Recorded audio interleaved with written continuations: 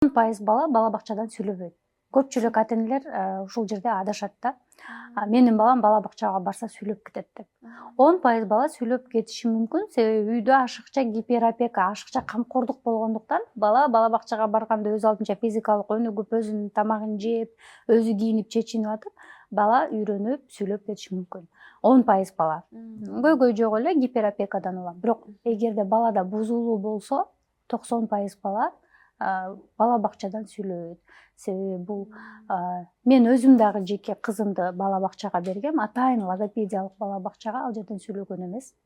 Ошол эле учурда бир топ эле жеке практикамда окуучуларым бала бакчага барып сүйлөп кеткен эмес. Тескерисинче, ошончо азыр бала бакчада көп балдар сүйлөбөй жатат да.